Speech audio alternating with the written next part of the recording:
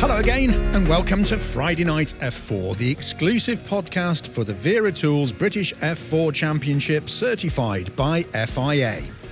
You join us this week deep in leafy Kent at Brands Hatch, where the fast and furious kidney-shaped bowl of the Indy circuit plays host to the second weekend of the 2026 season. Seems like a long time since we kicked off the season at Donington Park, and what a great opening 3 rounds it was, with 3 different drivers on the top step of the podium and plenty of great racing for the huge trackside crowds to enjoy. It really was quite a sight. Early spoils for Dries van Langendonk at Rodin, Ethan Lennon at Rodin and Joseph Smith at Virtuosi, who all enjoyed the limelight. Van Langendonk rolls into Brands as the series' early pace setter, with the Belgian having added a pair of top 10 finishes to that very impressive victory, which means he's laid down a challenge to the chasing pack already. Too early to make any suggestion of title claims, maybe, but he is certainly one to watch. And of course, there is a very, very long way to go. It really felt like the first day back at school up at Donington, all smiling faces and anticipation, and an incredible 31-car grid with every driver keen to make an early statement about their credentials for the season.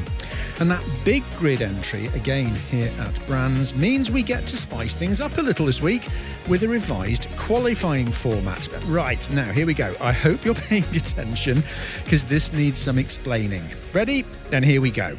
The tight Brands Hatch Indy circuit sits at just over 1.2 miles, and with 30-odd cars set to challenge for pole, track space will be at a premium, placing emphasis on precision, timing and clean laps in clear air. They've probably got only 2 quick runs in each of the sessions.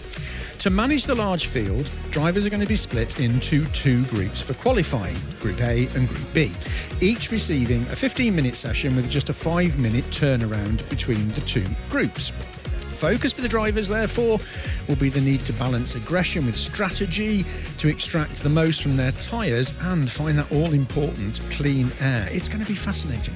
Pole position for Sunday's afternoon longer race, that's race 3, will be awarded to the fastest driver overall in qualifying, regardless of which group they are in. However, the grid order will then be split along session lines. Still with me? Good. Drivers from the same group as the outright pole sitter will occupy the odd-numbered grid slots, while the fastest driver from the opposite session will line up alongside on the front row. The remainder of that group will fill the even-numbered positions. With me so far? Excellent. The first 2 races will also be determined by qualifying performance. The driver who finishes 12th overall will secure reverse grid pole for race 2, while the second fastest times will determine the grid for race 1 on Saturday afternoon. Done. Good. I'm glad you've got that, because it's going to be interesting to watch. Funnily enough, the drivers have got their head round it really quickly. It took me a lot longer. Maybe that's my age. Anyway, the fastest will occupy pole position, with drivers from the same group taking the odd-numbered grid slots as before. Okay, it's easy. Got it? Well, it'll make much more sense as we get out on track. And one thing's for sure, it's going to make for a fascinating qualifying. So set your alarms for 10 a.m. Saturday morning to catch all the on-track action, and more on how you can do that later. Joseph Smith's race 3 success last time out puts him second, but there is so little to choose between him and fellow podium finishers Ethan Jeff Hall, Scott Kim Lindblom and Theo Palmer. That's going to be a 3-way battle to watch. Will it continue this weekend? We'll see. Meanwhile, Leon Hedfers over at Argenti marked his championship debut with a Rookie Cup podium, and I'm sure, in fact, I know, he will be keen to add more. Also chasing success will be returning racer Tommy Harfield, who endured, I think it's fair to say, a difficult, challenging start to his season. The multiple race winner certainly knows what it takes to run at the front of the field, and he will be looking to bounce back big style this weekend here at Brands Hatch. And Tommy has a new teammate this weekend as Autumn Fisher, Canadian Autumn Fisher, joins Chris Dittmann Racing from the French F4 series, and we'll hear from her shortly. Hoping for better fortunes, I'm sure, Fortec Motorsports and their squad of Kit Bolofsky, Cash Felber, Roman Felber, the two brothers, remember, and Ethan Carney. They, along with Rodin Motorsport's Alfie Slater, are more than capable of challenging for front-running honours in the next set of races. And we'll hear from Alfie and his teammate Ethan Lennon later on.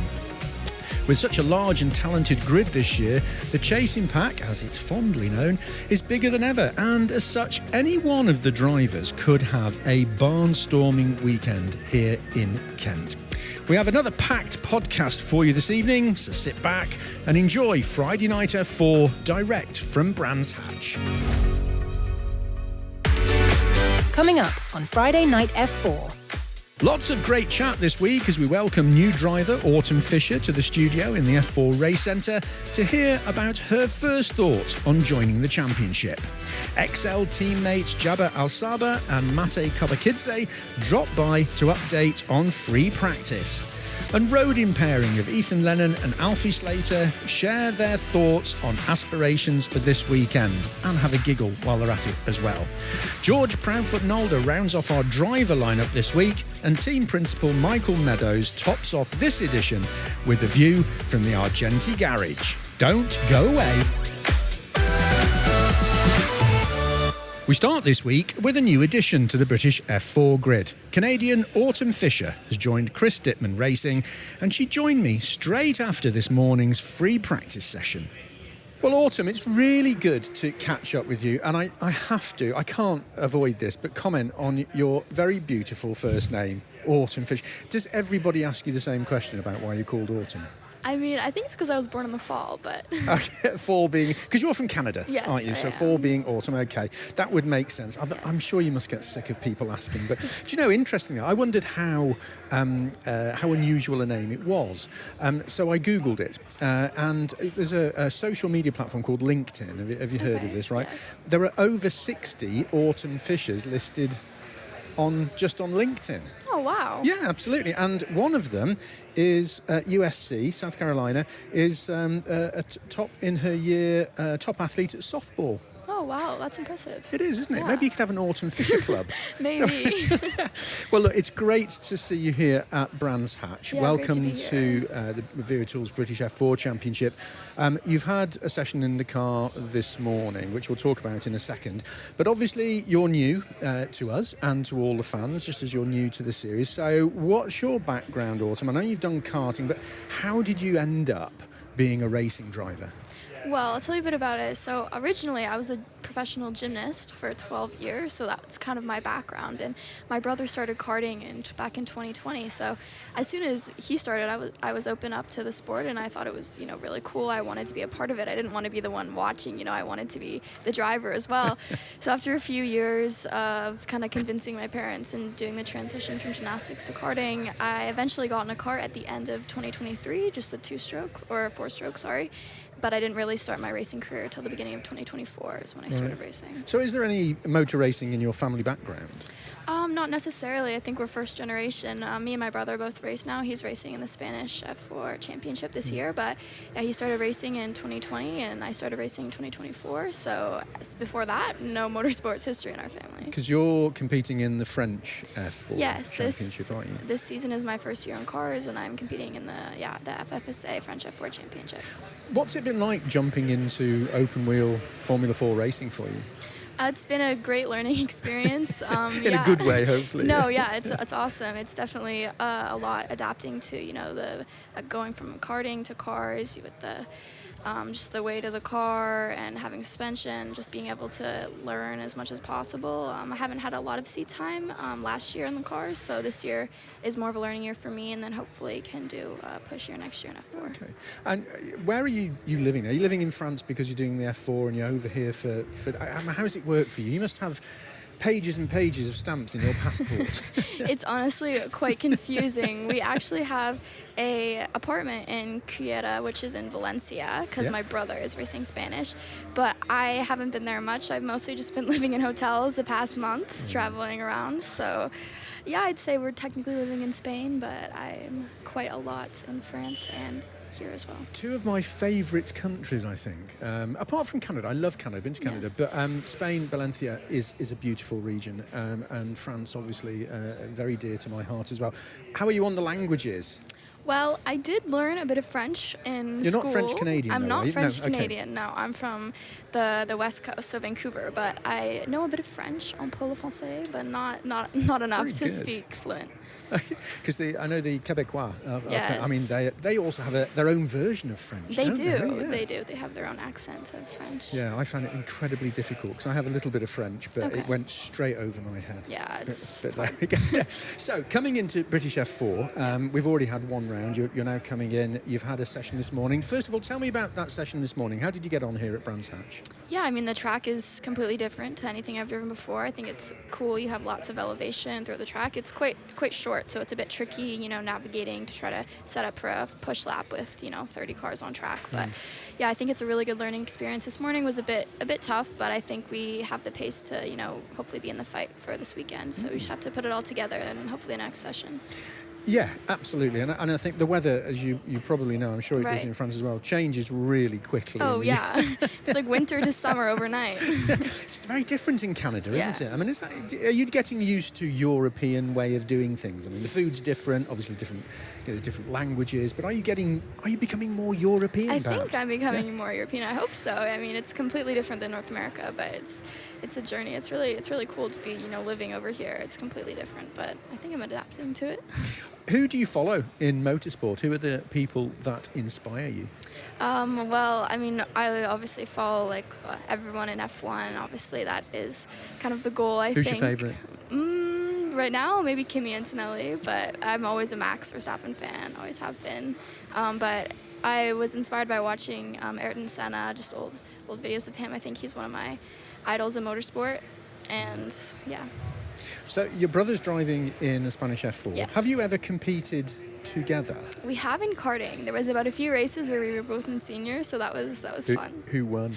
Well, Come he on. does have a few more years of experience Okay. than me, so he was normally a few people ahead. But I think we can have some good battles sometime. But he's got to be looking over his shoulder because you're keen to I'm progress, coming aren't up. you? You're coming Yeah, up, I'm coming up. absolutely.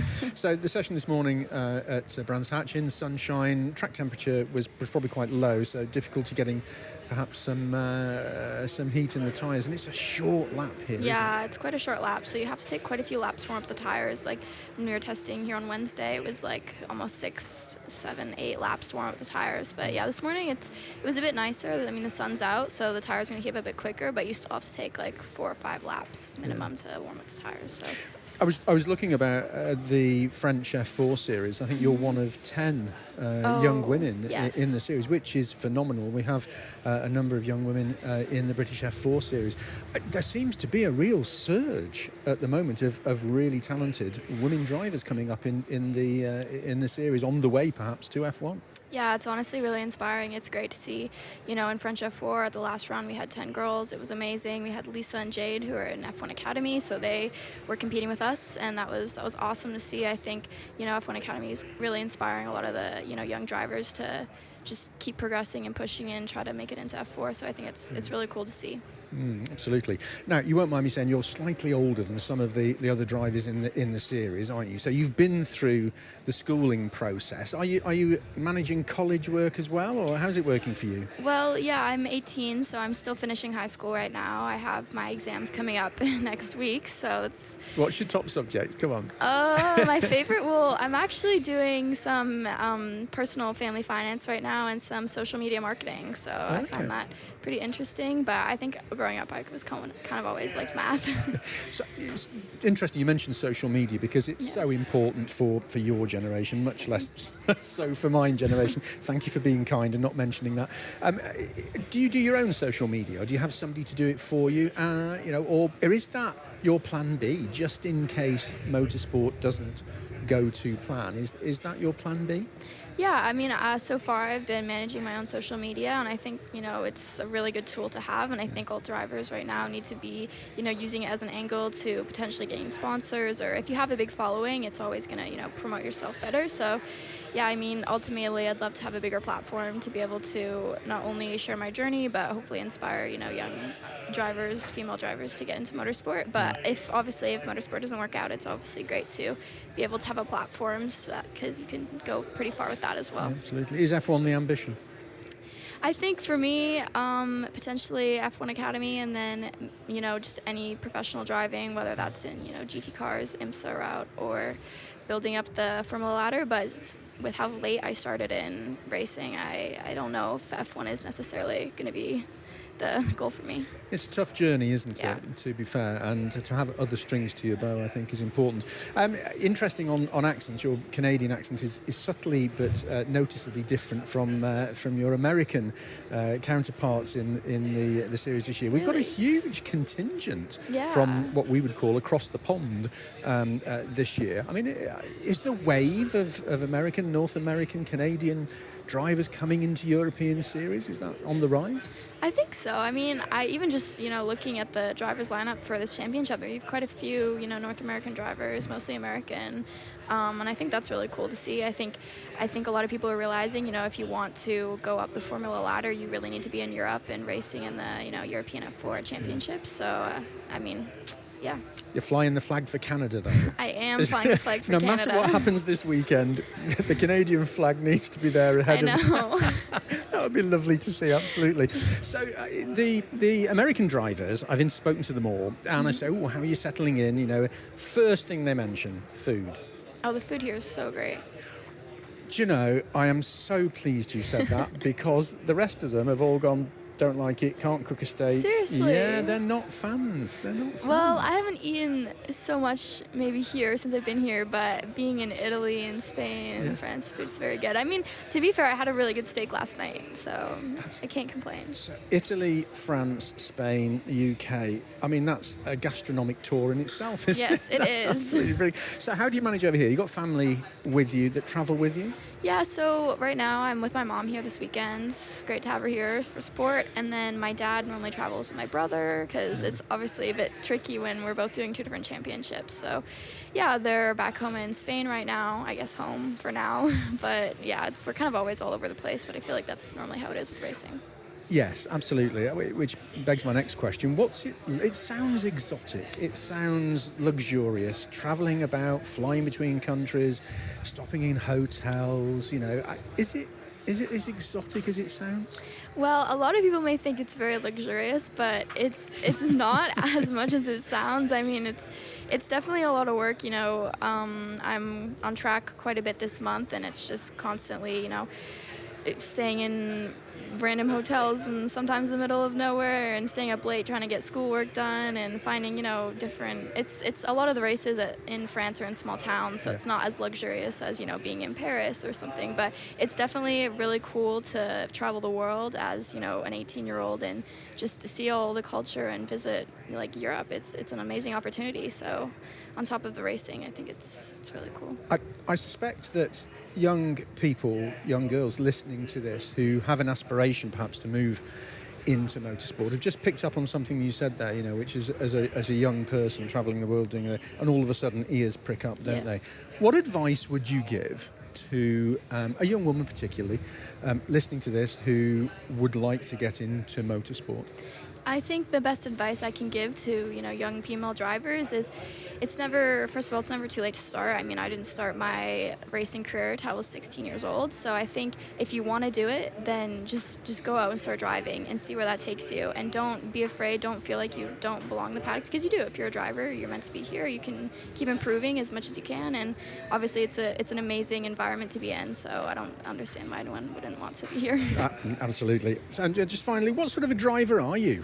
Are you a risk taker? Are you a thrill seeker? Is the need for speed, as Lightning McQueen said? You must have watched Cars. I did watch Cars, Great. yes. I don't know. I feel like growing up, I was always an adrenaline-seeking kid. I did a lot of dirt biking, snowmobiling, and quadding. So I think I just love the adrenaline rush, and I'm just passionate to get better. You know what I mean? I started quite late, so I feel like I'm playing catch up a bit compared to the other drivers. But I'm just so eager to be the best, you know what I mean? Absolutely. Well, the fans of F4, and there are many of them, I'm sure, will be delighted to see you on the grid, and you'll get a chance to meet some of them at the autograph session on Sunday. What's your signature like? Is it readable, or is it like a flourish, a squiggle? Or?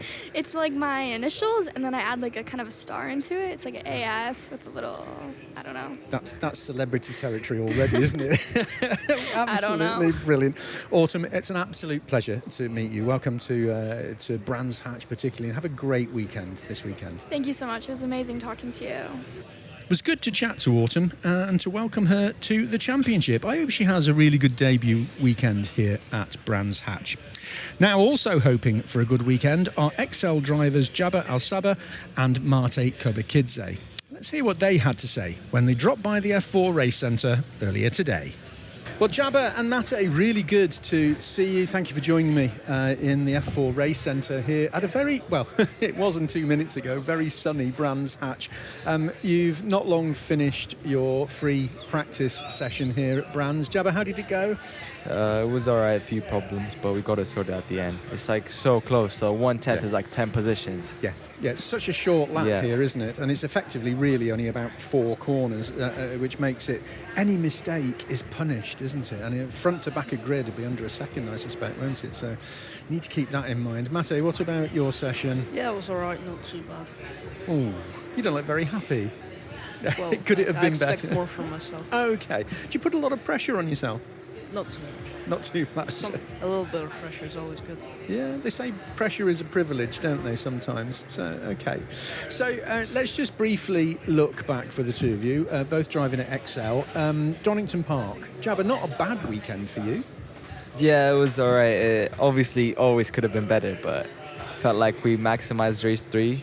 Definitely more to look at race 1, race 2, but not the worst weekend. Yeah, I mean, you got some points in the bag, which was good. So you were smiling, which is good. Just a bit of a smile. Just a bit of a smile. Not as good as the one you got on your face just now.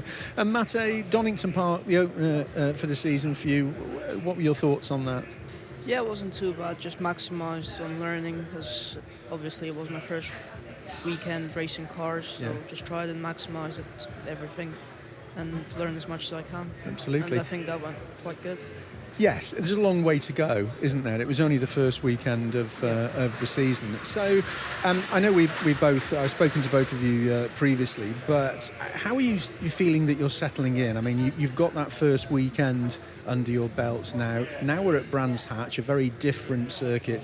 Mate, have you changed your plan for the season, or are you feeling more confident coming into Brands Hatch? Well, I'm feeling quite confident. Yep. I think we can, if we maximise learning and just do the best we can, we'll be up there. Yeah, absolutely. And Jabba, what about you? Just very excited to get racing. We got 10 rounds and we just only did one, so we got 8 more to go. You've got that look in your eye which says, let me at it this weekend. How well do you think the weekend's going to go, Mate? I mean, obviously you want points and you would like to be on the podium. I accept that. Realistically, what are you hoping to achieve this weekend? By the time we go home on Sunday, what will have made a good weekend for you? I think a top 10 would be quite nice, just to get the points. A rookie podium would be quite nice, and just enjoy it. And How important? Interesting that you say that, to enjoy it. I mean, how important is it that you enjoy your racing rather than just competing? Yeah, very important. Yeah. If you don't enjoy it, I don't think should be here. Okay, fair enough. And Jabba, what about you for the weekend? I mean, you've got that taste of points and being interviewed at the podium and having your photograph taken, haven't you? So you want more of that.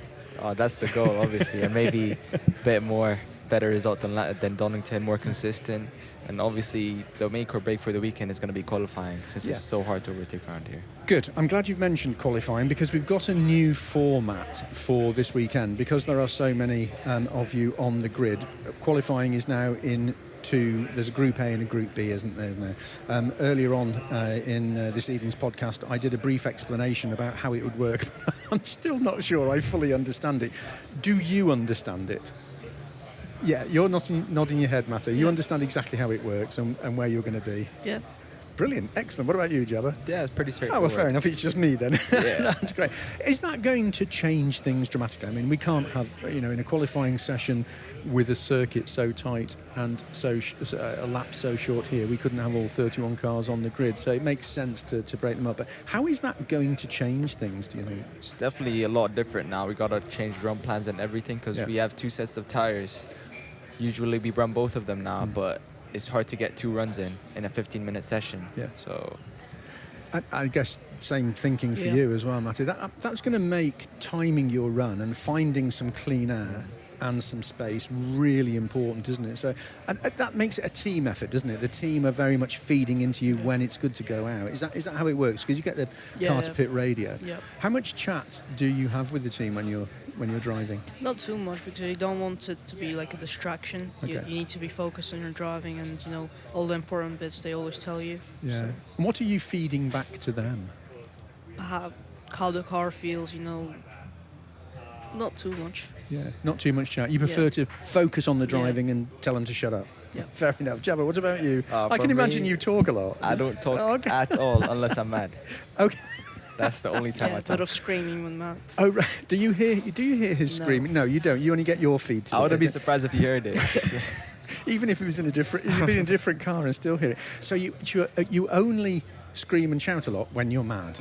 That's the only time I talk on the radio. Okay. Was there any talking on the radio at Donington? A bit, quite a bit. What caused that? I'd rather not say. That is absolutely brilliant. I do wish I could listen to your team radio. No, I don't think you want to. So, and when you do talk, is that because there's something specific going on and you want feedback from the team, or No, it's just me being frustrated. just you being frustrated? Expressing your emotions. Okay. Really. What a great way. You Yeah. said you're going mad, and Massey's summed it up very diplomatic. That is great. It sounds to me like the two of you get on really well as well. Did you know each other before you came into F4? No. No, just the first test day I met him. Yeah. Oh, right, okay. Okay, that's good. And how are things going at Xcel? I mean, it's a lot of pressure, as you mentioned, Matthew, that you put on yourself and for the championship, but are things coming together nicely? Is Yeah, it I a think good it's bunch of a people? very good surrounding in the team. We have a lot of very good people surrounding us, helping us, and the teammates, they're very friendly and nice, so it's quite easy. Except when he gets mad and shouts. Except when he gets mad and shouts. Does he do that in the awning as well? Not in the army. in the bus. It's all coming out now. This is brilliant. So, don't say anything else. He's saying. Fair enough. So, I mean, how much of the sort of information do you share between all of you in the garage? I mean, you're obviously each wanting to do your own thing, but is there a fair amount of chat and sharing? It's a very competitive environment. Yeah. Like everybody's trying to push each other to be the best we can. So whatever we can to help the other teammate, we try our best. That's really positive, isn't it? That's a great environment, which the team will nurture as well. I know that the two of you, like all of the other drivers, you're the ones that climb in the car, you're the ones that have your photograph taken and get all the accolades. But it very much is a team effort, isn't it? How important is a really close team to have around you, Matthew? Yeah, I think it's very good. It's less pressure when you don't think about someone who's who you have to see every day and think about them bad, and have a little, don't really know how to explain this, when you're okay with them. Yeah, I don't think you want to be on bad terms with someone you're going to see for a whole Yeah. season. Okay. It's not. Okay. No, that's It's suboptimal. yeah, and you have to be able to have some honest conversations, though, don't you? Yeah. Sometimes it's not necessarily always the good conversations. You have to have honest conversations. But it sounds like you're in a good environment there, and that must reflect in how you feel when you get in the car. Yeah, it is quite good, and always in a good mood to get in the car, always excited. It's very nice. Yeah, absolutely. What did you make of coming away from Donington? You would have had time to reflect on that and coming to Brands Hatch. I know you both wanted to do better as well. What have those conversations with the team been like? How is that experience from Donington and the conversations that you've had going to change what you do this weekend? Is it going to impact your racing in any way, shape or form? Just rewatching the races, seeing what we did wrong, and trying to fix the mistakes to hopefully have a better, cleaner race. Yeah. Have a good qualifying. That's going to be incredibly important, isn't it? And hard. Yeah, I think you're right. So close on this track. It's half a tenth can put you up 5 places. It's very close. Yeah, yeah. Do you get a readout in the car of where you are when you cross the line? Like when driving? Yeah. Sometimes, yeah, if you want to. Okay. Usually I just get told when I come in into the Right. pits. Yeah. What position you're in, right? Yeah. Okay. So do you know how well your lap is going? I mean, you have a sense because you're experienced, but do you get any other feedback that tells you how well your lap is going or how much behind a pole position you are? Yeah, no, if I get told to, push the braking into turn 3 or something, I know I can push myself more. If they say, okay, keep on pushing, keep calm, I think I'm on a good lap, and obviously I can, feel how it's going. If I have a big snap of lower steer, it's obviously not going to be a very good lap. Yeah. If it's clean and on point, it's going to be a good lap. Yeah, we're going to have some varied weather here this weekend. I think this afternoon and tomorrow are going to be pretty much like this, quite warm, but I think the track temperature was quite low this morning, wasn't it? So heating the tyres difficult. Sunday might see some rain though. Are you rain racing lover? I need some rain. You need some rain. I wouldn't mind some rain. I'm quite quick in the rain, to be honest. Okay. Yeah. Right. So Wouldn't mind it. you'll be praying for rain then for. Depends for how part of qualifying goes. Good point. Yeah. There's so many things to consider, isn't there? It's not just jumping in the car. Whatever happens. Yeah, You can't tyres to really think control. about. Yeah, Just have to maximise every possible outcome. Yeah. Every thousandth of a second down to that can matter here, can't it? But there's a whole lot of. I think some people think you just jump in the car and drive as fast as you can. But I wish it was that easy. Yeah. If it was that easy, we'd be doing it. But it isn't. I mean, you've got so many things going on as well. Really good to see you both. Thanks for coming in to chat, and I wish you both the very best for this weekend. Have a fantastic Brands Hatch. Thank you very much. Next up, Ethan Lennon and Archie Slater, who were giggling from the outset of our chat. And during our discussion, I found out who is the joker in the pack at Rodin. Well, 2 smiling faces in front of me, Ethan Lennon and Alfie Slater. Good to see you. We're giggling because you've just been having fun with the microphones on your headsets, haven't you? Yeah, they're quite cool. They're just a bit different, so just had a little play with it. Yeah, it's quite cool. So. Cool headphones, that's what. You wanted one for your sim, you said, didn't you, Ethan? Yeah, and then I can hear myself when I drive as well. Ah, right, okay, fair enough. How much time, let's talk about sim first of all. How much time do you spend on the sim? I spend quite a lot on the sim just preparing for the race weekend. Yeah. So just online races and just testing by myself. So. Yeah. Okay, what about you, Alfie? It's quite hard with all my schooling. My GCSEs are next week and all that kind of stuff. So I'm trying to do as much as I can, but it's a bit limited at the moment. But I have a sim coach, and I always do it before the racing. So yeah, it definitely helps. Let's just therefore touch on your GCSEs. What are you doing? I'm doing business, maths, English, and science. Okay. What's your best subject? Business. Okay. That's good. You enjoy that? Yeah, it's good fun actually. But, like the rest of them, I'm a bit I don't really want to be there. But business is actually decent, to be fair. And pretty important if you're going to progress in motorsport, because you need that business head to deal with sponsors and finance and all the rest of it, isn't it? Yeah, I mean, at the moment, that's not really my department, but it could be at some point. You never know. I'm doing it anyway. What's your worst subject out of those? English literature, because when they go through all the poems and the books and stuff, I'm obviously not there for most of it. What's your set text for your GCSE? Of Mice of Men. Oh, what? Steinbeck. Yeah. Absolutely brilliant. You enjoy it? Yeah, it's all right. I mean, I'm not a huge fan of reading, so...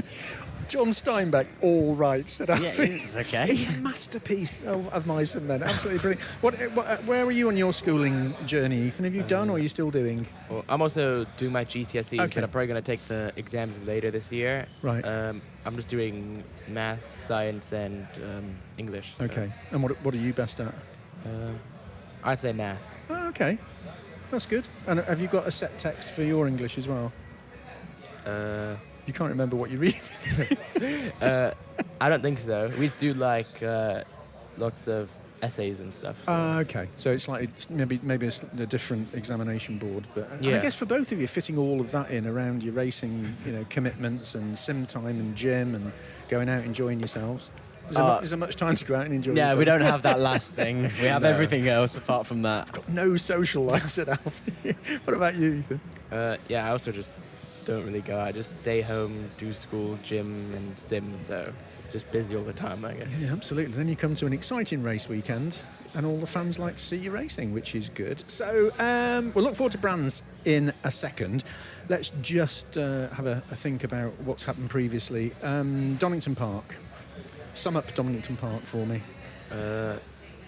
Pretty good progress for me and the team. Second race was really good. I got my first win, and then the third race was also pretty decent, where I went from 12 to 6. So obviously we don't talk about the first race.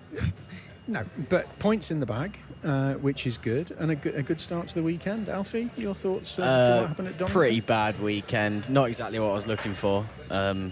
First race, I had a pretty bad quali, so I was always on the back foot. And then the first race was quite a lot of racing going on. And then sort of had a pretty big gap to the cars in front, so I sort of did what I could do. And then the second race, I went off on my own, which was a rookie mistake, but hopefully I've learned from it now. So we'll try and move from that. And then the last race was pretty good. Started 14th, finished 7th on the road, got a penalty, which was slightly harsh, but it won't happen again. So What was penalty for? Track limits? Or? no, so I went for an overtake into turn 1, and I was pretty much fully past the car. And then as I was like almost all the way past, I had a little bit of a snap, and they deemed it as out of control. So that's that, but we'll see what happens this weekend. That's done, and you learn from it, and you move on. You've had free practice session here at a very sunny, track temperature a bit low, but a sunny Brands Hatch. How did that go, Ethan? It didn't go that well for me. The car just wasn't in the right window for most of the session, so I struggled quite a lot, and we didn't really improve throughout the session. So we'll have to try find a bit in me in the car for session 2. Okay. And what about you, Alfie? Well, obviously 31 cars on a track that's under 2 kilometres is a struggle for track position, especially with the new tyre runs and that kind of stuff. But I tried to get a good gap, and I ended up okay, P10, put a lap together. Would have gained a couple of positions, but it's so tight out there because there's not really many corners. No. Thank you for mentioning the number of cars we've got on the grid and how tight it is this weekend. We've got 2 qualifying sessions, effectively. The grid broken down into 2 sections. How is that going to change things? And I mean, round here, qualifying is so critical. I mean, it doesn't really change it massively because all throughout karting, since I was 8, there was the odd races where it wasn't like that, but it's always sort of been groups for me. Only really when I got into cars, it was one big quali. Yeah. So it's not really a huge difference. I'm pretty used to it. And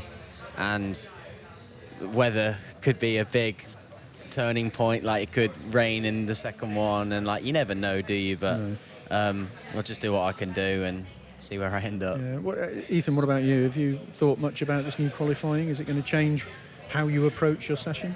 I haven't really thought about it too much, but I don't think it'll really change. I mean, it's really just splitting up half the grid into 2 different groups. So also the track is half the length of all the other tracks we've been on. So I'm sure it'll just feel like a normal length track because you'll just be around the same amount of cars because it's just split. So. Yeah, absolutely. So how are things in the Rodin garage? I mean, you're all gelling and getting together nicely. You're both smiling and looking at each other, so I guess things are going okay. Yeah, I mean, it's great. All the drivers like really close. Like, I'm really close with Dries and Ethan / John. He was trying to put you off outside the studio here but before, wasn't he? Jumping around. that's just how close it is. Like, we're all good mates. All the mechanics are great people. The engineers, Richard, like everyone's nice and they want to be there, and good people. So couldn't really be any better for me. Yet there's still that element of competition that has to exist between the two of you, no matter how close you are as friends. Right down the middle, between all of you, there is that element of competition. How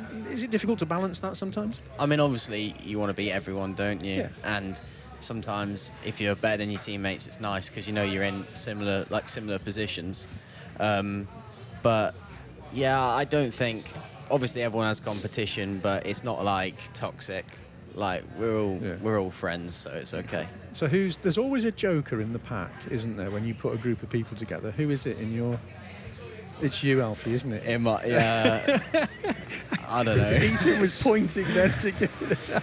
Yeah, Dries is quite funny, to be fair. Ethan's probably mature, and then me and Dries probably aren't. Fantastic. On Sundays, we have the autograph session where the fans queue up to come in to get your autographs. Do you enjoy it? Why are you hiding your face now? Oh, it's just carnage, but it's actually loads of fun, to be fair.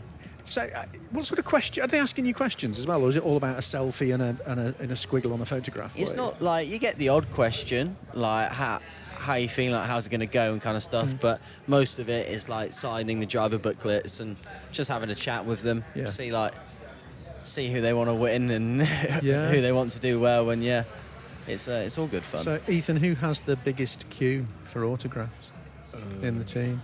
Well, probably Dries, but he's the McLaren development driver, so I guess everyone really wants to see him. All right, so we'll take Dries out of it. Who's second? Definitely me. Excellent. Right, we all know that's not true. Come on. Right.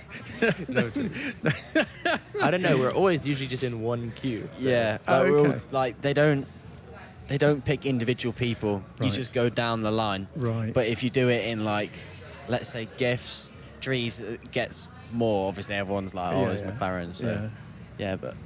And is that? I mean, you sign next to your picture in the book, don't you? So there's no sort of priority about who gets top billing on the autographs, is there? No, not really. But you get the odd few drivers making a couple drawings on them, and that's it. Started off well. An odd few. I don't know who they are. I wonder what it says about somebody who puts a smiley face on the end of their. Smiley face is probably the best thing that was on that book.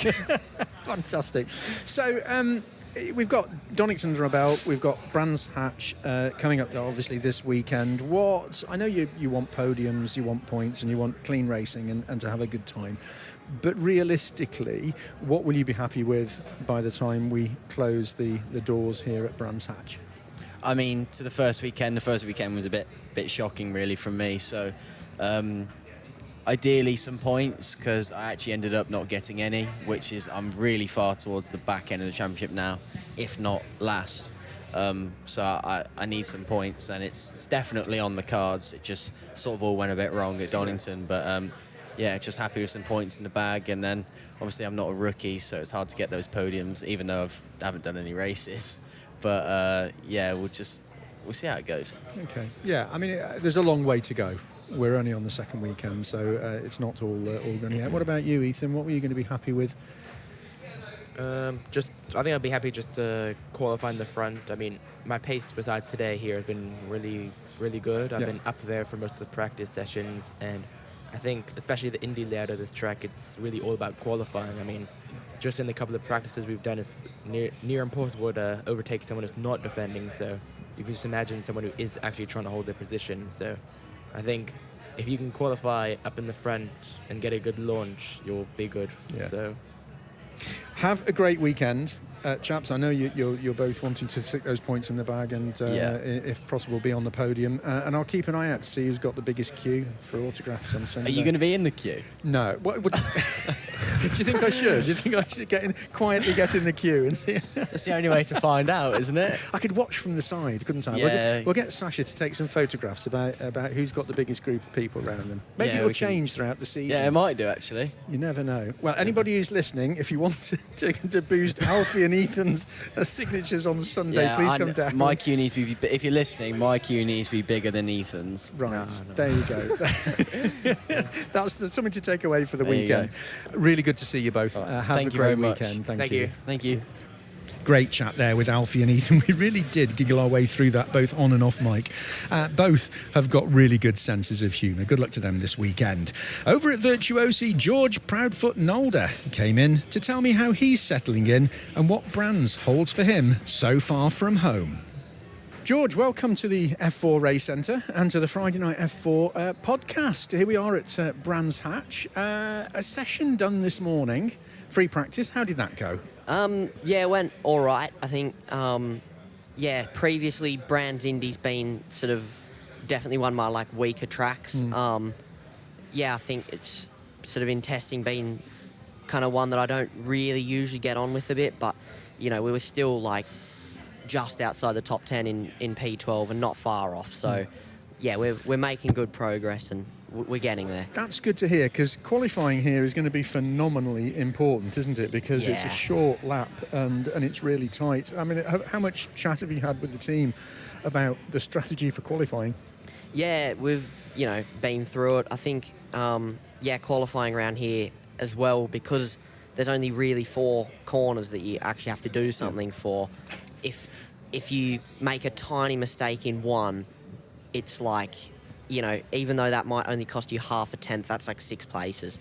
Because it's, such a short track and everyone's so close. So, a tiny, missed apex or something could be, a lot more costly than somewhere like Snetterton or Silverstone. But, I think we'll see how it goes. You get very little, if any, time to draw breath around here, don't you? Because the only straight parts of the circuit, I guess, are coming up past the pit lane and then going down in the dip before you come up to the hairpin. Those are pretty much the only straight bits, and they're only a couple of 100 metres or so long. Is it extra concentration around here? Yeah, definitely. I think also it's got some turn ones, I think one of the hardest corners on the calendar. For sure. Just describe, because I've driven it, and the first time I went over it and down, frightened the living daylights out of me. So for people who haven't had that experience, just describe coming up to that corner and what you see and what you have to work through in your head. Yeah, so the entry's very blind. You can't sort of see much as you hit the brakes, but the other thing is the braking zone and turn-in point is extremely bumpy, especially in an F4. You're, bouncing around quite a lot. And then, as you drop over, you sort of see the apex quite late, and exit obviously even later. But the car gets quite light on top of the hill as you're turning in, and then as you hit the bottom, it compresses and regains a lot of grip. So you sort of got a low grip level, and then all of a sudden heaps of grip. So it's it's a weird one. It is a weird one, because you have to almost literally take a leap of faith going into that corner, don't you? Because as you say, you can't see your exit point. You've got your apex, and you can go in your braking point, but you can't see your exit point. Yeah. I see a lot of the F4 cars coming around there, and as they go over that and finally ground themselves again, the back end steps out a little bit as you get on the power, isn't it? Yeah. I think that's also because you're going down a hill, the car goes quite light as you come down, so you lose grip coming down, and then obviously it all bites back at the bottom. And it is a very short lap, and I think qualifying is probably going to be under a second from front to back of the grid. It's one of those circuits that's hard on the accelerator, hard on the brake, hard on the accelerator, hard, constantly, isn't it, for essentially the 4 corners? I think there's definitely less of a flow around here than a lot of circuits. I think it's quite you've definitely got to be you have to have your markers ready. Somewhere like Silverstone or something is sort of a track that I like. Feels you can get into a really good flow there. Here I find it a lot harder, but so you definitely got to have your markers all set up and ready. Absolutely. But, George, just remind the listeners of your journey to F4. So I started in go-karting at 9 in Australia. Did that for 5 or 6 years in Australia. And then 2025 last year we did Ginetta Juniors over here in the UK. We had some mixed results, but I think it was overall definitely a very good year. Learnt a lot, and then this year doing F4. So absolutely. So you've done a fair amount of travelling. I mean, we've got a contingent over from Canada and America. You've come from Australia.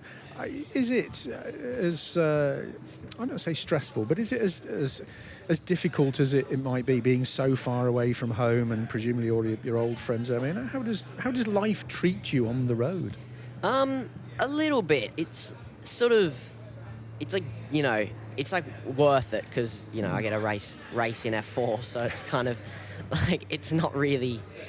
But I think I definitely do miss it. Obviously my dad's back in Australia as well, so I miss him and all my pets and stuff. But I think we do get to go home kind of enough that it's not like, you know, I don't really get homesick. I'm just sort of, I don't know, not that type of person really. But yeah, some of the drivers who are from other European countries, Scandinavian countries, it's a relatively short hop home for them. It's a day for you to get home, isn't it? You can't just go home for a weekend, really, can you? No, and also flights as well. They're not cheap. So no, and increasingly a problem long haul, as we know at the moment. So who is over here with you then, George? So I've got my brother and my sister, and mum as well. Okay. So, yeah. Right. And where are you basing yourself in the UK? We're up in North Yorkshire. The rent's cheaper. So I remember you saying this to me, but you've settled into that area quite nice. Have you learnt any Yorkshire sayings yet? Have you got any? I can't detect any Yorkshire accents breaking through. No. I think, I don't know if it's a Yorkshire thing or just an English thing, but like food is scran and stuff. But good work. Well done. So there's lots of them. Yeah. I'm sure there are people listening who will love to come and teach you some more Yorkshire sayings, which would be really good. Are you settled in with the team now? Yeah, been really good. The team environment's, really good. Car's feeling good. Okay. So So how would you really review things so far? I mean, we're in the second weekend of the season. There's a long way to go yet, but I mean, you've obviously sat down and had to think about how things are going. Yeah, definitely. I think Donington was not really the weekend we wanted. I think qualifying was okay. We were sort of hoping for a bit more, obviously, but it was all right. And then race one was okay, just, a solid race. Unfortunately, Sunday was not good, but, we've had a look at it and, we'll learn from it. And that's the key bit, George, isn't it, is learning from what's gone previously and making changes to the way that you do things. So I'm guessing you're coming to Brands Hatch with a renewed enthusiasm. Yeah, pretty much. Just sort of take the positives and learnings from it, but sort of fresh start and go again. So being so far away from home, what sort of a social life does that leave you with? I mean, you've got gym time and you've got sim time and racing weekends and whatever else. I mean, how does social life work out for you here in the UK, in Yorkshire? Whereabouts in Yorkshire are you? In a little village called Middleham. Okay. It's like near Leyburn. So, yeah. Mainly social life is just at the track, really. Okay. Obviously I didn't do any European karting, so I don't really know too many drivers that well. It's probably, two teammates is pretty much all I know.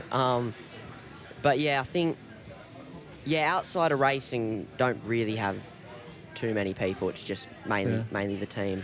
I mean, some of the drivers say to me, they keep in touch with their friends back home using Zoom or Teams or whatever it might be. But you've got a huge time difference. Yeah. So do you manage to get online and keep in touch? And I guess people at home will be showing you your pets as well, because I know you're very fond of your pets, aren't you? Remind me what you've got again? Oh, mate, we've got like so much. Yeah. No, we FaceTime like my dad every night pretty much, or morning for the UK, night for Australia.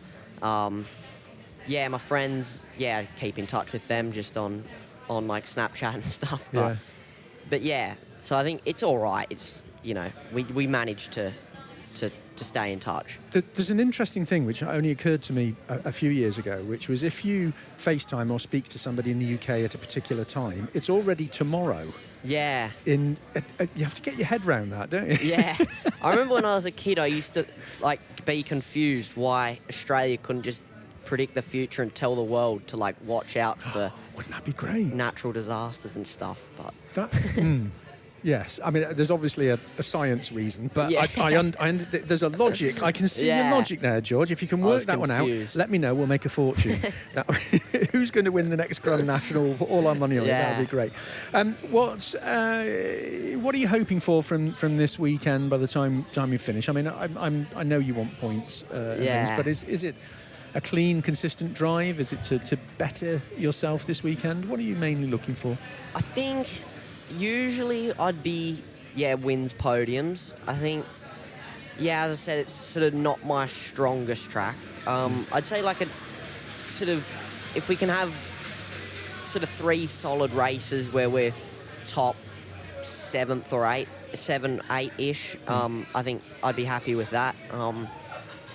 Yeah, obviously I want a lot more, but I think I'd take like a top 7 kind of 2 in race 1 and 3, sort of a top 7. Okay. I think I'd take that. Fair enough. And we've got this new qualifying format this weekend, which I've sort of got my head around. It's not that difficult, to be fair, is it? But I mean, that's going to change the dynamic slightly, isn't it? But qualifying, so important. Choice of tyre, you know, the tyre wear is going to be so important, and how well you do. So, can that make or break your weekend round here? Yeah, definitely. I think, honestly, most tracks qualifying is like sort of, I don't want to say the most important part, but like it does definitely like set up your weekend. Yeah. You know, whether you're going to be coming through from the back or sort of trying to like just stay sort of up there. But yeah, I think here it will be more important than anywhere else. I think definitely gotta nail that lap, or 2 laps actually. But yeah, I think you've only got 2 goes at it in that 15-minute session, really, haven't you? Okay. Well, George, I'll keep my fingers crossed for you. I hope you have a really good weekend here at Donington Park. Have a great time. Cool, thank you. Good luck, George, and I'm sure family back home in Oz will be tuning in to see how you do this weekend. And finally, Argenti team principal Michael Meadows joins me to complete this week's bumper podcast lineup. And listen up for the mention of this week's team giveaway. Michael, thanks for popping in to see us, rounding off this Friday night F4. So you're the big finish. No Great. Pressure. Yeah, I try to entertain. Argenti, a very competitive team, a good racing history. How are things panning out so far? What's your vision for this season? That's a tough question.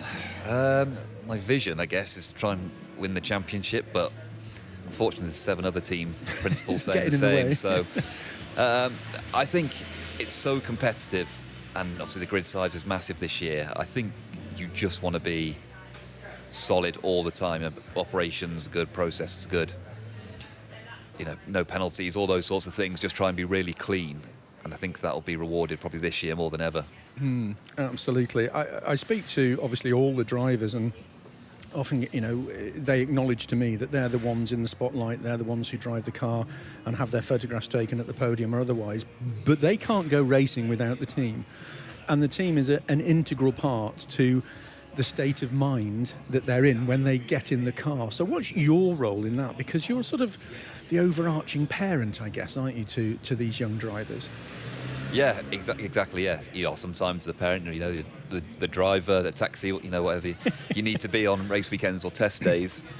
I mean, I think really the main role is trying to make the team a team.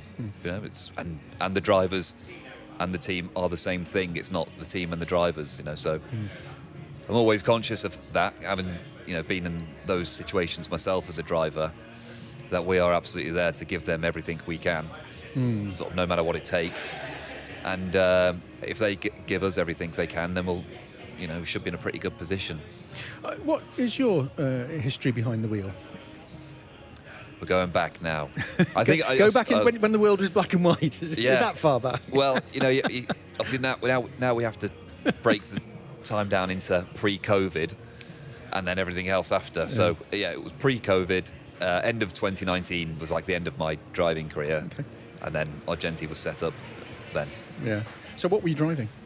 At the end, it was for Mercedes in GT sports cars, which was good fun and a lot easier than this. Do you miss it? I don't actually miss the driving that much, because I think you get the sort of the adrenaline vicariously doing this. I think you're so selfish as a driver. I think you probably miss, you know, that because you're just all in on yourself. Yeah. That's the only thing that matters. Whereas now I've 20 people to be responsible for. That's like a grown-up job, isn't it now? Yeah, it's much more boring. I wish people more could see the paperwork look than on I your thought. face when I said that. I know. Yeah. I mean, how much of the, if you were to break it down, how much of the time is spent racing and how much of the time is getting ready to go racing? Yeah, unfortunately, it is massively swayed in favour of the preparation. You know, I think if you look at a race weekend on track, we think we probably spend 3 hours on track. And there's 2 weeks preparation of, 9 or 10 hour days going into that. So there's a lot of work, not just from the team, from the drivers. Obviously, they're training, sim, whatever they can, working with the engineers from home to try and prepare for a really short, often perfect, round here it's going to be perfect 45 seconds of work. Yeah. And then hope you've done it well. Yeah, absolutely. So just briefly, talk me through your drivers and the sort of personalities, because we can see what they're like on track. Yeah. And I've had many a pairing or threesome of drivers in front of me, and it's been chaos because of the characters. So what are the personalities like of your drivers?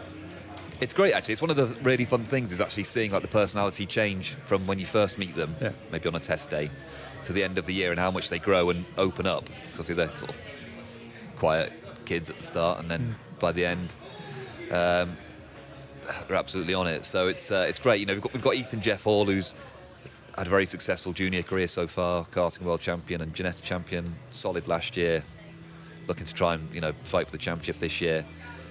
He's very confident, very talented, and he knows the sort of the trajectory he needs to go on to make this a successful career for him. He's quite relaxed. He wants to be relaxed to perform at his best. And then we've got 3 rookies, obviously, in Vegard, Leon and Alex. And Vegard comes with a strong karting background, but Donington was his first ever car race. So it's been a baptism of fire for him. But he's getting stronger all the time, showing really, really strong pace. So very happy with what he's doing.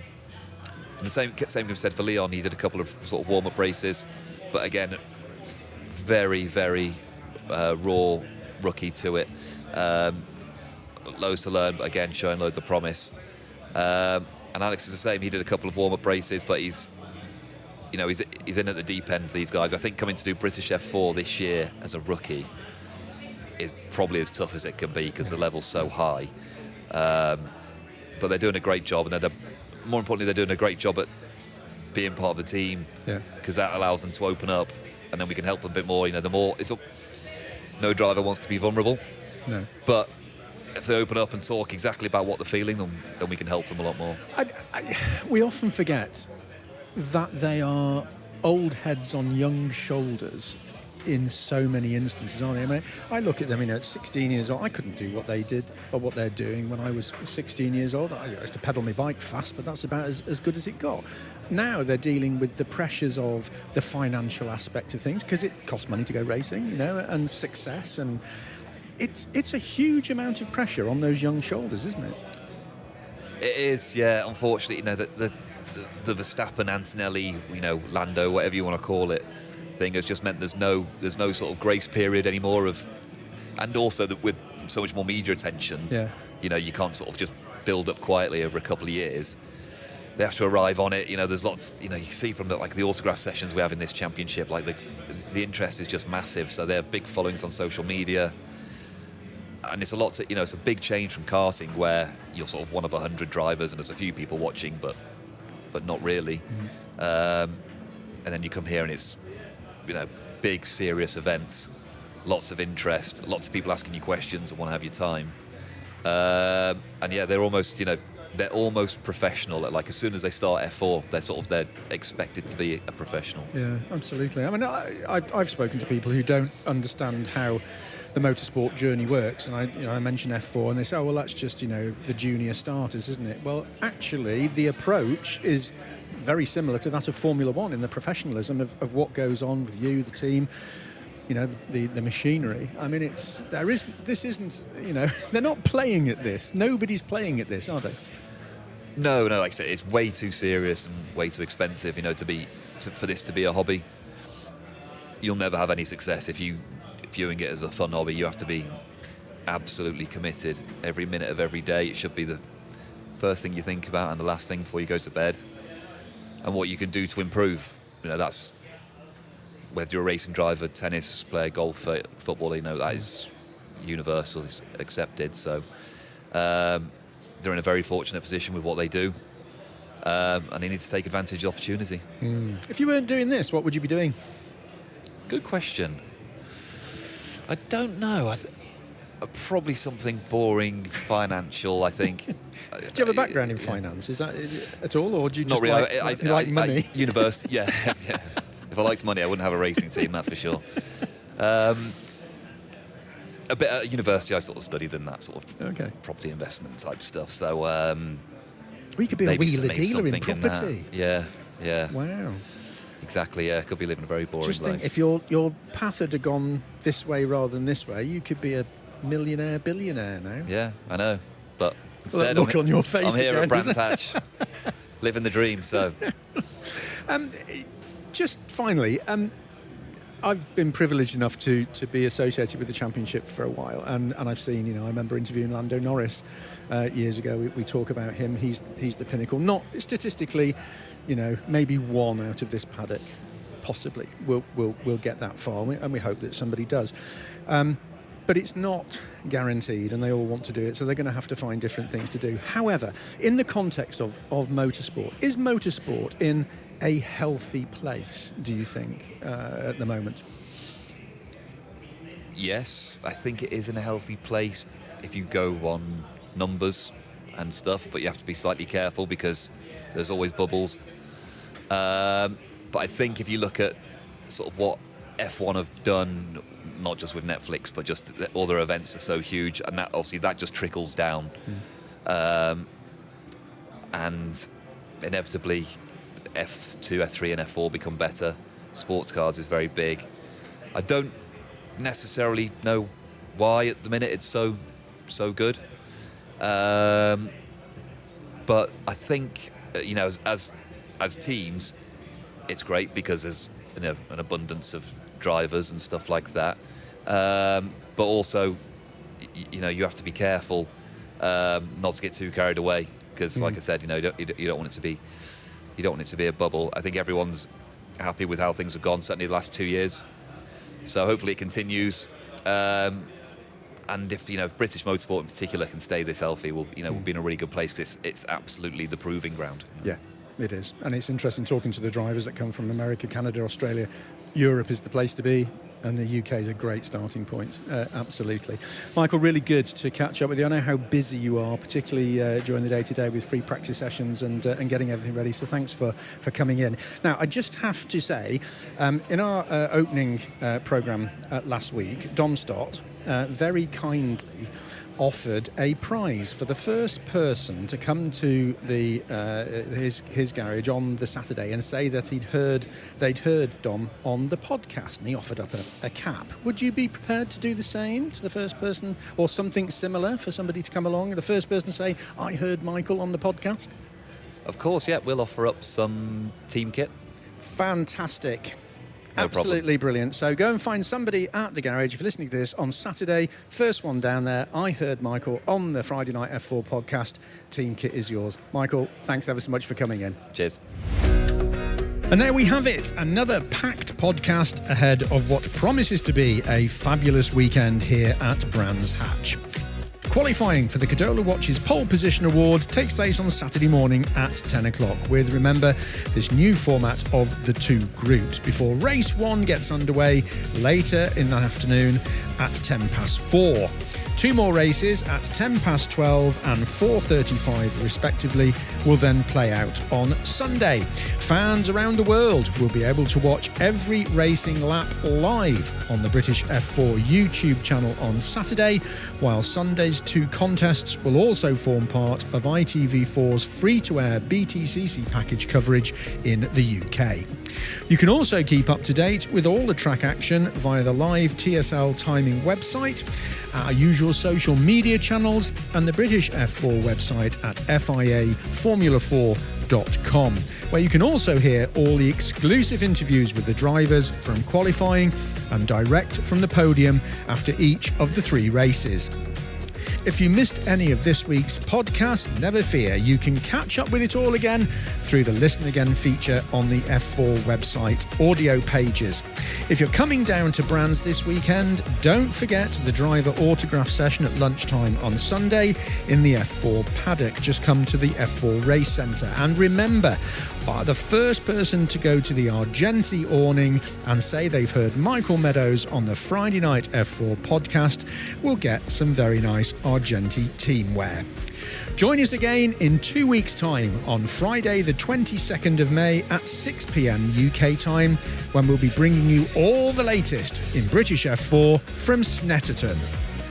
My thanks to this week's Friday Night F4 team, Ben Bunell, Matt Jones. This has been a Create Media production for the Vera Tools British F4 Championship, certified by FIA. I'm Steve Taylor. Thank you for listening.